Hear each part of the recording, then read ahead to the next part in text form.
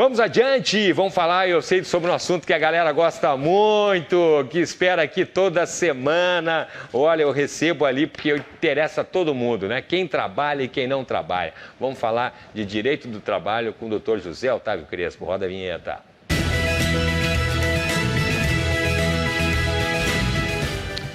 Doutor José Otávio Crespo, seja muito bem-vindo ao programa nessa sexta-feira. Boa tarde. Boa tarde, Cláudio. Como é que está? Tudo bem? Tudo bem, cheio de assuntos aqui para conversar com o doutor José Otávio Crespo aqui, assuntos que foram relevantes aí durante essa semana. Eu vou começar primeiro falando sobre as perguntas, né, diretamente aí sobre as questões do trabalho, e daqui a pouquinho, então, a gente segue, assista até o final, porque daqui a pouquinho a gente vai ter aí mais informações sobre uns assuntos aí que estiveram aí nas manchetes nessa semana. Tá bom, doutor José Otávio? Vou começar agora aqui fazendo uma pergunta, doutor Crespo, da Ritinha de Bagé. Ela diz o seguinte: moro a cerca de 7 quadras do meu trabalho. Meu empregador diz que não tenho direito ao VT, que é o famoso Vale Transporte, né? Pois a distância é curta. É verdade, essa informação tem a ver com a distância do trabalho? Não, na verdade está errada a informação. Por quê? Porque a CLT não fala em distância, né? Sempre que o trabalhador necessitar de condução para ir para o trabalho e retornar para casa, ele tem direito ao Vale Transporte. E como a legislação não fala em distância, e o Vale Transporte também tem o custo para o empregado, que é descontado 6%, a empresa é obrigada a fornecer o Vale Transporte ao empregado. Se não fornecer, futuramente vai ter uma ação judicial buscando uma indenização pelo não fornecimento do Vale Transporte, né? Porque a legislação não fala em distância. Não tem a ver com distância. Qual é a cautela que a empresa deve tomar? Sempre na admissão, a empresa tem que facultar ao empregado o recebimento ou não do Vale Transporte. Né? Quando vai ali, ó, queres o Vale Transporte ou não? Tem um formulário. Sim. Se o trabalhador disser que não tem necessidade, a empresa não precisa pagar. Mas se o trabalhador requerer, não importa a distância, a empresa é obrigada o empregador é obrigado a fornecer o Vale Transporte. Independente da distância. Independente da distância, porque a lei não fala em distância. Não fala em distância. Né? Exatamente. Perfeito. Uma outra pergunta aqui, doutor José Otávio, do Sérgio de Lages. Ele pergunta o seguinte: trabalho como porteiro e faço rondas com moto dentro do condomínio. O fato de usar moto no trabalho não me dá direito de receber periculosidade? Excelente pergunta, né? Nós já conversamos várias vezes aqui. Usar motocicleta dá direito à periculosidade. Mas a mesma legislação que dá esse direito, usar motocicleta dá direito à periculosidade, que é o adicional de 30%, ela excetua algumas situações. Uma das situações que ela excetua é quando o trabalhador anda de motocicleta em vias privadas.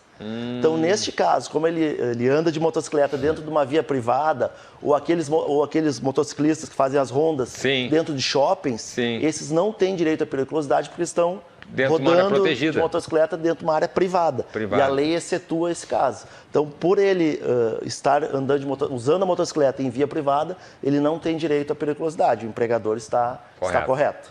Perfeito, viu? O pessoal aqui tem dúvida aqui, doutor José Otávio só fala a favor aí do empregado e tal. Cada caso é um caso, né? Tem que ser visto diferente. Olha aqui, ó.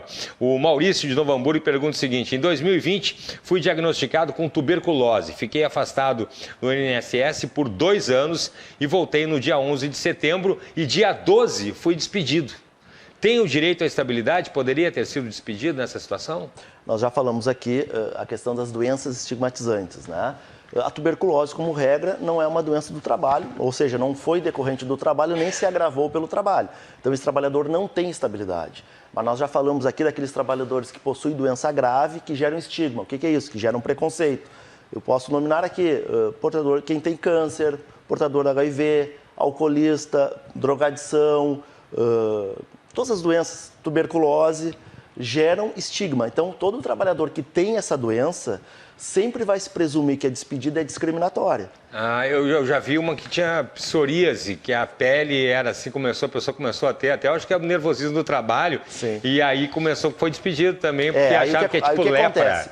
Sempre vai se presumir que a despedida de um trabalhador nessas condições ela é discriminatória. Então, esse trabalhador pode ingressar na justiça e buscar o reconhecimento da dispensa discriminatória. E as consequências disso são graves para a empresa, porque ele tem direito a ser reintegrado ou receber o dobro da remuneração até haver a decisão judicial. Então, sempre condenações nesse tipo de processo são valores muito elevados. O que a empresa tem que ter a cautela quando despede um trabalhador nessa situação? Ela tem que comprovar qual a motivação da despedida. Porque o ônus é dela, porque se presume que a dispensa é discriminatória. E muitos erros que eu vejo em processos na defesa das empresas é que elas alegam, não, quando eu despedi esse trabalhador, ele estava apto ao trabalho. Mas não é isso que a lei discute. O fato do trabalhador estar apto não é discussão. O fato dele ter uma doença grave que gera estigma. O alcoolista, ele pode, no dia que ele foi despedido, ele está apto. Sim. Agora, não quer dizer que essa doença, que a despedida dele não tenha sido motivado pela doença, Então, o que a empresa tem que provar num processo trabalhista? Ou uma questão de ordem financeira, ou de ordem técnica, ou de ordem disciplinar. Simplesmente alegar, não, eu despedi, mas ele estava apto, não é motivação. E o empregado tem direito a postular o reconhecimento da dispensa discriminatória. Então, a empresa tem que tomar muita cautela quando despede um trabalhador que tem essa doença, e o empregado tem direito também a ver reconhecida a dispensa discriminatória. Perfeito, doutor. Então, só para esclarecer, que eu acho que não fiquei claro. Mesmo ele não tem a estabilidade, mas ele pode ingressar na justiça visando o reconhecimento da dispensa discriminatória. Perfeito. Então, é importante que tenha essa clareza por parte da empresa. O trabalhador que tem uma doença dessa e foi despedido deve procurar um advogado que melhor vai lhe aconselhar qual a melhor atitude a ser tomada. Perfeito. Doutor José Otávio, a próxima pergunta é o seguinte, a gente falou aí sobre a questão dos EPIs, que são os equipamentos de proteção individual, que o doutor Crespo também já comentou aqui no programa em relação a ser daquele trabalhador mesmo, individual. EPI coletivo não existe, EPI coletivo, EPI com perdão do trocadilho. Não adianta no dia da perícia, lá tem vários EPIs pendurados lá. Isso não adianta. Tá aí, mais uma dica. A Márcia pergunta o seguinte aqui de Esteio. Trabalho limpando banheiros de escolas, recebo 20% de insalubridade. O correto não seria 40%, doutor José Otávio? Meu chefe disse que não, porque eu recebo todos os EPIs de proteção daí. Essa informação está completamente equivocada. Por que está equivocada? Nós já falamos aqui, todo trabalhador que trabalha limpando banheiros de grande circulação, banheiros públicos, escola tem direito a receber insalubridade em grau máximo, 40%, por quê? Agentes biológicos. E para agentes biológicos não existe EPIs capazes de elidir o pagamento, a responsabilidade da empresa pagar o adicional de insalubridade. Então, não existe EPI que vai desobrigar a empresa de pagar a insalubridade. Tipo, eu te dou um macacão, te dou uma máscara, não existe. Por quê? Te dou uma luva. Porque são agentes muito agressivos e não tem... qualquer momento o trabalhador pode se contaminar. Então, limpar banheiros dá direito à insalubridade em grau máximo, que é 40% e não 20%, e não existe EPI capaz de elidir ou desobrigar a empresa a pagar o adicional de insalubridade. Essa empregada tem direito, sim, a receber 40% do adicional de insalubridade. Perfeito. A outra pergunta é do Lucas, aqui da região metropolitana. Ele pergunta o seguinte: trabalho como operador de máquinas e a medição de ruídos ultrapassa os 100 decibéis, sendo que o limite para o trabalho de 8 horas seriam 85 decibéis. Não recebo insalubridade porque a empresa alega que entrega todos os EPIs também, A mesma coisa. Não, esse é polêmico. Não, esse é um pouquinho diferente. Olha aí, o que acontece? Hoje existe uma grande discussão, quais são as discussões? Trabalhar em 100 decibéis, acima de 85, é agressivo para o ouvido humano. Mas há decisões que entendem o seguinte: se usa EPI, está protegido, não dão direito ao empregado de receber o adicional de insalubridade. Os fones de ouvido, no caso. Exatamente, os abafadores, ou os plugs. Que seria o adicional, seria o grau médio 20%.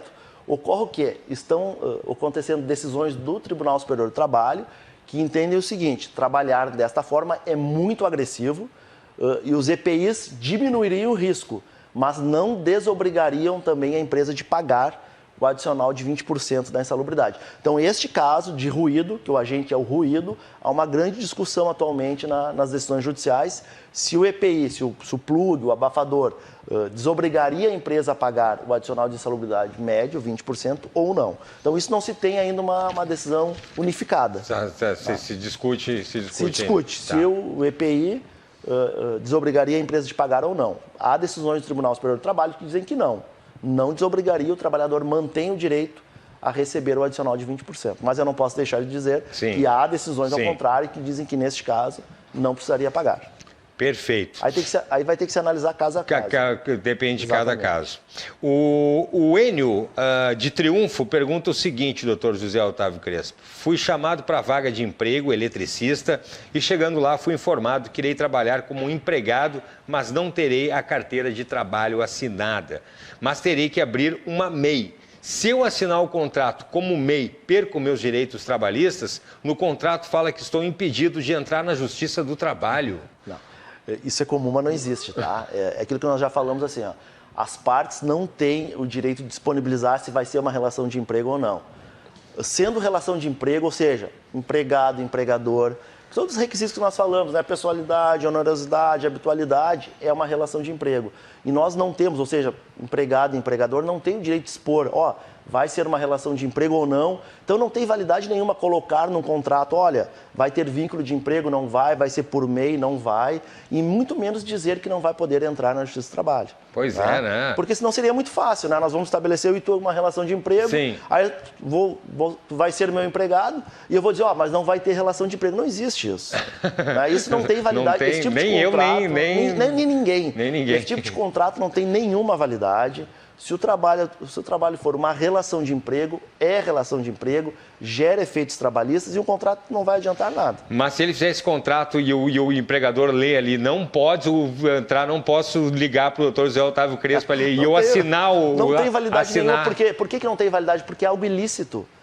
Aí, ou seja, em qualquer contrato que trate sobre algo ilícito não tem validade nenhuma. Essa é a discussão. A base está errada. Exatamente, nós não podemos estabelecer algo que é ilícito. Dizer que não vai ter relação de emprego, muitas vezes eu vejo falando, mas o trabalhador assinou. Mas como nós vamos contratar algo que é ilícito? Dizer que a lei não vai gerir efeitos, não tem como. Essa expressão é seguir, não, mas o trabalhador leu mas e não assinou. É essa a questão. A questão que o que ele assinou está errado. Não podemos estabelecer algo que é ilícito. Se a lei está ali, os efeitos vão gerar, independente das partes quererem ou não. Entendi. Então não tem validade nenhuma. Esse trabalhador pode depois, pode trabalhar como MEI e depois procurar a justiça. E com certeza terá todos os direitos reconhecidos se efetivamente for uma relação de emprego. Maravilha.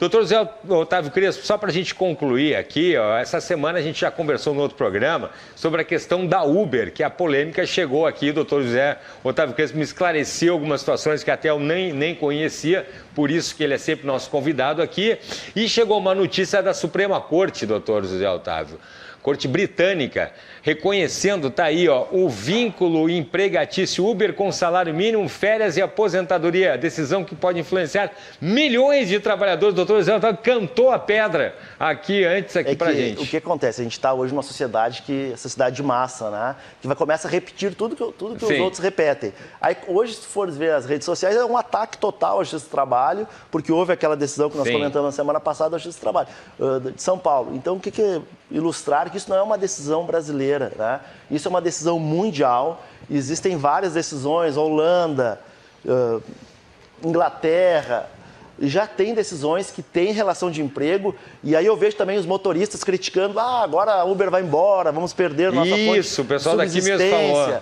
As pessoas não se dão conta que isso, na verdade, é um grande lobby da empresa, que quer que as pessoas cada vez mais repitam essa bobagem em rede social. Na verdade, porque o mundo todo está discutindo a questão de plataformas. E o mundo todo vem estabelecendo, e nessa da BBC News, se vê a própria Uber admitindo que vai pagar os direitos trabalhistas lá na Inglaterra. E por que no Brasil não quer pagar?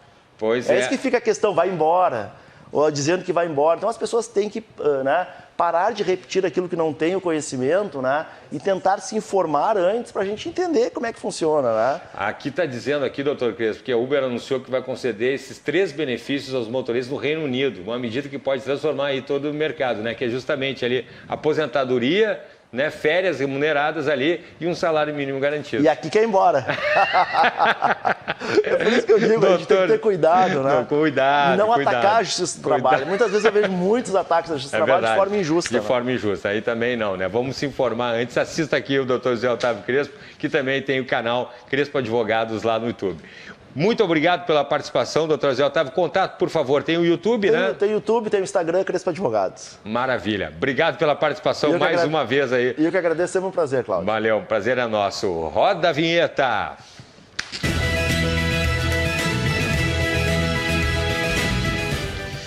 Doutor José Otávio Crespo, então, aqui tirando essas dúvidas aí, desmistificando, né, algumas informações. É muito bom você ficar sempre muito bem informado. Crespo Advogados lá no YouTube. Não pule as propagandas para o canal, né, o YouTube divulgar mais as informações do doutor José Otávio Crespo.